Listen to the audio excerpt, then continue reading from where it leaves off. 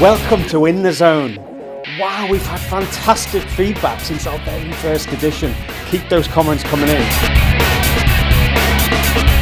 On this show, we're going to Wesper, Wirral Elite Sports Performance Academy, a fantastic sports programme being launched in 2015, exclusively for Wirral youngsters with the ambition of being sporting stars. I caught up with Neil Parsley, who's the head of performance, and I had a quick chat to ex-Irish rugby international, whom I know particularly well. Later on in the show, I'll be talking exclusively with Ella Wilkinson, Great Britain trampolinist. Ella's just competed in the World Championships in sunny Florida. I'll be talking to her about her experiences.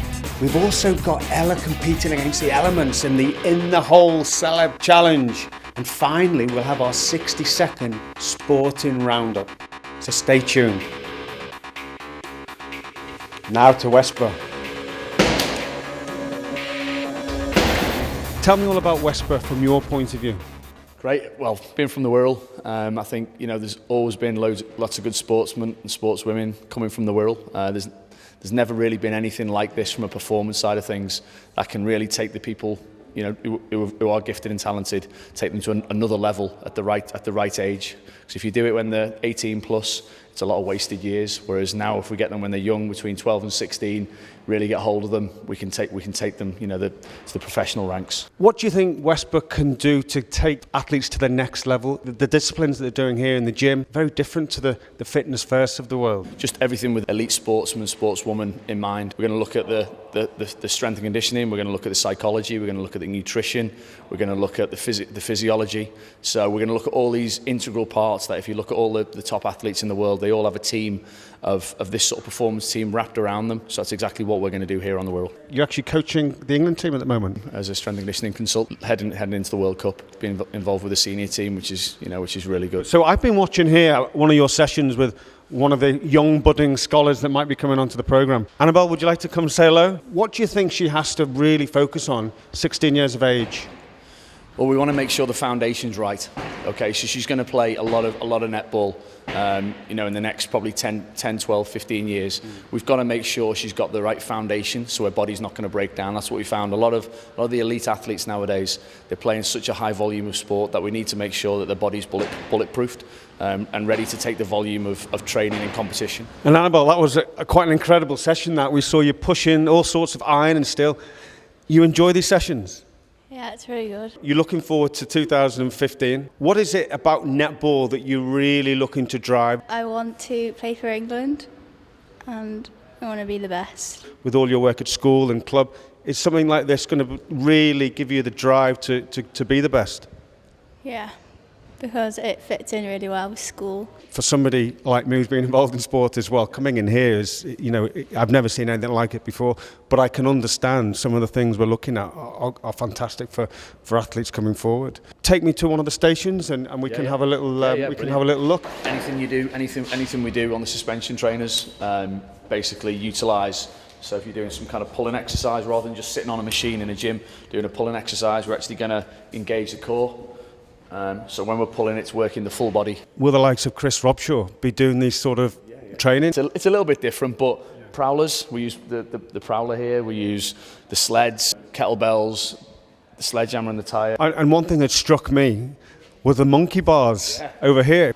Now, of course, we know what monkey bars do because, of course, we see them in playgrounds. What will an athlete get out of the monkey bars? Grip's huge. Doing whatever you're going to do, whether you're going to go laterally, you're going to go up and down. There's lots. We hang a lot of things off the monkey bars as well, the suspension straps, etc. But you can do pull-ups, etc. on them. So yeah, for grip strength, pulling strength, perfect for preventing shoulder injuries. We use the boxing for lots of different sports, just as a good conditioning tool. There's nothing better than getting your heart rate up for doing 20, 30 seconds, etc. Good hard boxing, have a bit of a rest, go again. So it's mainly a conditioning tool, obviously. And obviously it's interesting, Wesper, obviously covering all sports on the Wirral. There isn't a gym in town that doesn't have Olympic weights.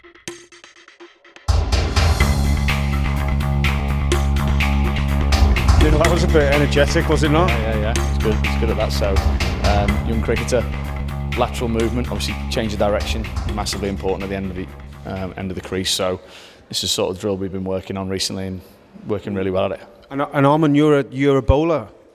Opening bat with bowler bit, yeah. And how are you finding these exercises? How long have you been doing them first with Neil? I'm doing them about 2 months, and yeah, it's helped a lot. I'm bowling a lot quicker, and I can keep fitness higher in the field and when I bat. And how often do you do these sessions, Armand? Twice a week, Wednesdays and Fridays, yeah. Right, and so it's a big commitment, and that does work with school, and it works with cricket nets. Yeah, it does. I do my stuff most days after school. Yeah, it's quite tough. So I understand from Neil, you are going to be one of the identified potential scholarships for the Wesper programme. Is that something you'd look forward to doing? Yeah, it would be good to do that, yeah. Super. So Neil, Armand, I think potentially is a star of the future. Yeah, definitely works really hard. He's coming on really, really well. If we can have a little wander over, and we'll have a little look at these weights now. Yeah. Obviously, lifting weight is a major part of conditioning now. Yeah. But I'd obviously stress the levels of weights must be supervised, I would have thought. What we call a training age. So depending on how much training you've done, there'll be various different levels of exercise you will do, especially for the younger sort of kids who come here. We have people coming from 8 years of age here. They wouldn't go straight into on the Olympic bars, etc. And how do schools play a part with Wesper? Yeah, that's massive. We're after the schools to put forward the guys who've got the talent. So we need them to identify the talents and come to us. If there was one objective for Wesper, what would that be, long term? To have an Olympic or world champion developed through the programme. Stu, what have we got going on here? We have got a rugby player from Coldy Rugby Club, and we're just going through a sort of a strength and conditioning programme that I've written for him, and just making sure he's sort of comfortable with all the exercises he's doing in the programme, really. Yeah. And if I can have a quick look as he's coming down there, and if we drop down, that is some distance he's jumping there, Stu. It's 1 metre. It's 1 metre. So we've got the box on the lower part of the box, which is 60 centimetres, and then this one's 40. That'll do, John. Thanks. So that's 1 metre altogether. Jumping's a skill in my eyes. So if you learn a skill, you've got to earn the right to overload that skill. So it's all about the movement first, starting off low, making sure they're comfortable with the skill element of the movement, and then sort of looking at more explosiveness, being able to produce more force through the floor, and then being able to have good form whilst catching the jump as well. One thing's good being explosive off the floor, but you've got to learn how to control your body on that catch, because there's a lot of forces going through the joints. And these are exciting times because, of course, Wesper's launching in 2015. But I think that people need to be aware of what facilities are around them. For me, if you look at countries like America and Australia, they have a lot of investment in youth development. And here in England, we don't have as much as them.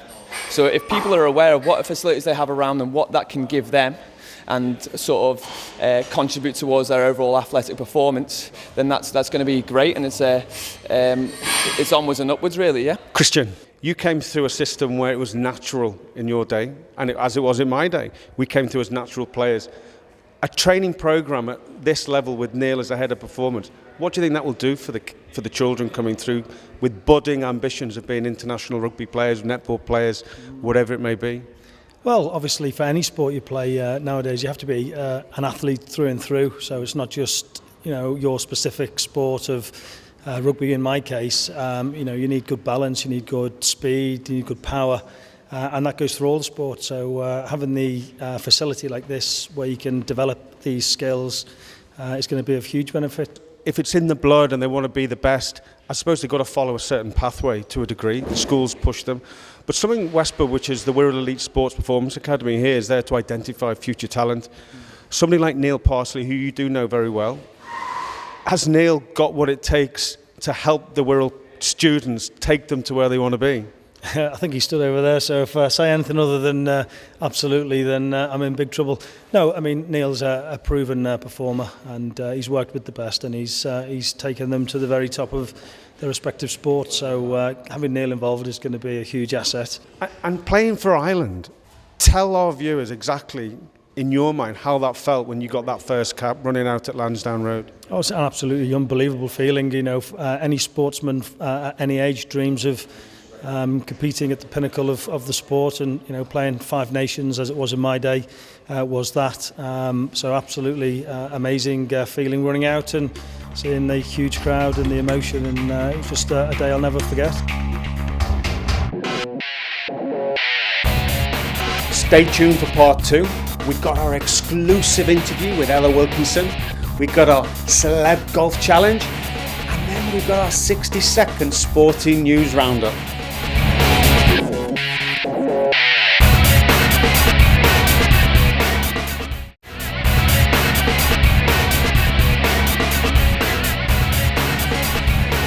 Welcome back. Well, Ella, I'm so pleased you've been able to come onto the show. Been dying to ask you all these questions. Had a long conversation with your mum. Proud as one can be. The first one, importantly, is how did you get into trampolining? Well, I used to compete another form of gymnastics called tumbling, and I had a few friends from there who went to a trampolining club, and I went along with them one time and really enjoyed it and thought I'd give it a go. And how old were you then when that happened? Because you're 14 now, of course. Yeah, I've been trampolining DMT for 2 years now. Yeah. So when I was 12, 11. I understand that the trampolining that you use is not the one that's standard, the round or the square one that we all know. Tell me a little bit about the difference. It kind of relates to the vault in artistic gymnastics, where you'd have a run-up. As for flatbed trampolining's when you compete 10 skills on the spot. So you've actually just come back from Florida. Yeah. You've just been in the World Championships. Yeah. To say you've been in the World Championships must be fantastic, and all your school friends must think, wow. So what was it like, A, to go to Florida, and B, to experience World Championships at 14? It was amazing. It was my first international competition and I really enjoyed it. I've always really wanted to go to America as it's one of my dream destinations, and it was amazing to compete with loads of different countries, and I hope to get used to it and in the future compete in a few more. Tell us a little bit how you did finally finish. I came 11th. Where do you see yourself being in 2015? What are you looking to achieve? Well, I'm hoping to improve further for next year anyway. I feel as if I could have competed a bit better just to push myself a bit further into the ranking, but I'm still very happy with my performance. In 2015 I moved into the 15-16 age category, and the competition is a bit harder, so I'm going to have to work towards more skills and improving on my neatness. You're a fantastic GB trampolinist, but you've actually just got into athletics, and Yeah. a little bird tells me that you're long jumping close to a GB level already. Tell me a little bit about that.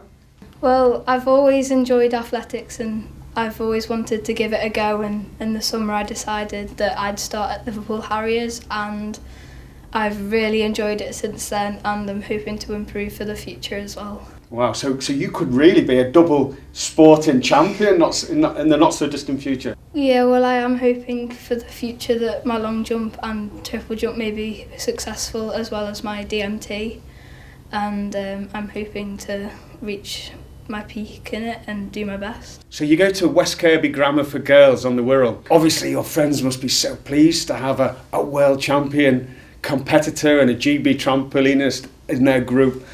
How do you work your school with your training and your competing? Well, I fit my homework and my revision around training time, so on a Sunday I'd do all my homework and then in weekdays I'd revise for my tests. But it's not much of a hassle, but I do get it done in time. Wow, you've got it all sussed out, I think, haven't you? Well, listen, it's been fantastic for you to come onto the show. I've thoroughly enjoyed your company and asking you the questions. Thank you. Obviously, we had a great afternoon in the climates of the winter of the UK, and we played some golf, and you were the second celeb on the challenge. I'd like to show you how that went now. You enjoyed the day? Yeah. Great. So we're at the Champion Adventure Golf, and what a day it is. It's windy, it's raining, but of course we've got our celebs who are going to be out here and are going to be pushing the barriers in every way they can. I've got with me Nick. Now Nick is our adjudicator for the day. Tell me, what are you looking for from the golfers, firstly? Well, what we've done is we've picked the hardest hole on the course. It is the card-wrecking hole on the court. Yeah, there are plenty of hole-in-ones that do happen on this hole, usually more by luck than judgment, but it is possible to get that ball on the green and in the hole in one shot. Anything that gets anywhere near par for that hole, which is 3 shots, would be amazing, especially in today's conditions, which are very linksy. It's very windy and very wild down here today. So there you go. expertise from Nick. This is going to be a tricky one, but we're all looking forward to it. We're going to have a bit of fun and laughter. Now, this is very different to trampolining, of course. And you practiced before, and I heard that you actually hit the pin on the hole. Yeah, I'm quite pleased with that. And I wonder if our cameraman got that on the film, because that could have been a hole-in-one for the show. Yeah. So what you got to do, we're going to get you ready, and you've got 8. Danny Mellor last week got 8 in the hole. So you got to beat 8. Okay, you confident? Yeah.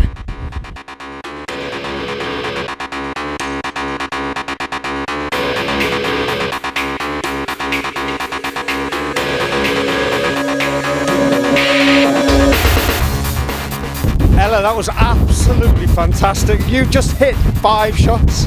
Now, if I remember rightly, Danny Mellor last week took 8. How do you feel about that, Ella? I'm pleased with my performance. When she came down, she was a little bit nervous at the top, and I noticed she was practicing a lot. But fantastic result for her. I'm sure she's going to be really thrilled with that. I think so as well, yeah. She coped well with the conditions. She's just got back from Florida, so she's done really well. Just come back from the World Championships, yeah? So, winning the In the Hole Celeb Challenge for the In the Zone show, how would that make you feel? Pretty good. Okay, so you're second in so far. Thank you for coming. Thank you.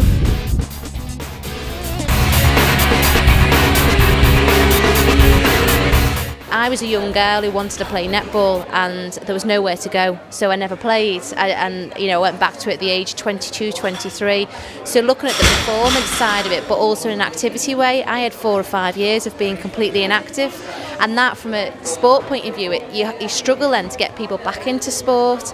So I think what's exciting about it is making sport high profile, giving the kids something to aspire to and think, yeah, I can do that, but making it easy for them and giving them that pathway. What are the barriers to it, and digging down on what stops females getting involved.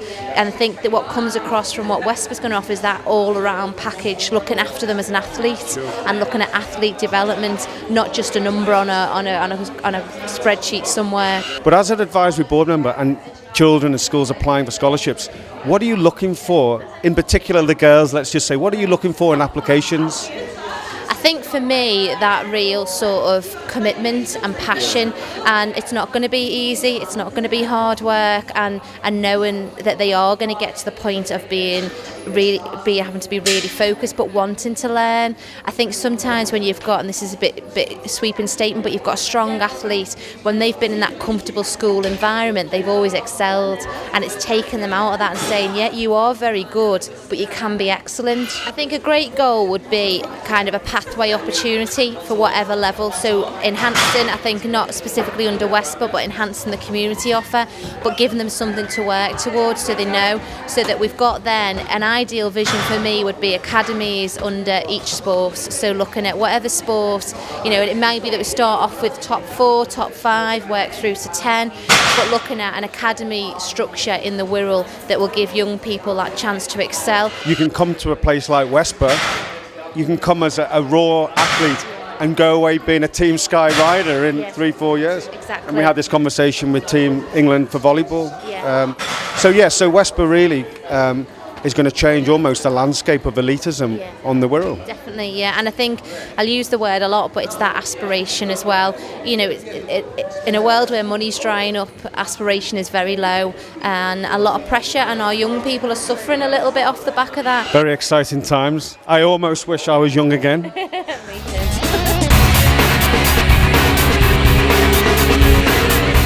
Now for the 60-second sports roundup. Tranmere Rovers boss Mickey Adams says he was frustrated to see his side lose 2-0 at Burton Albion on Boxing Day, but felt an early decision proved pivotal. Wallasey and District Sunday League.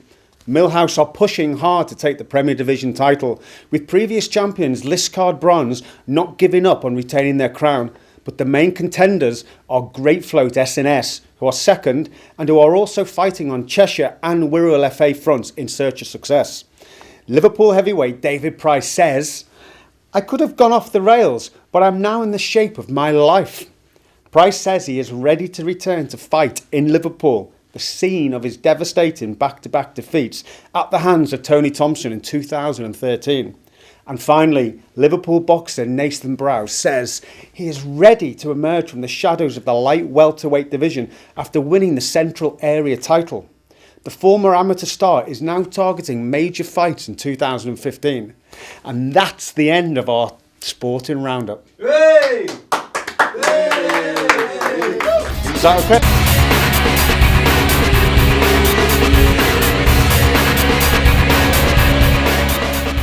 Sadly, that's all we've got time for on the show. So until next time, stay in the zone.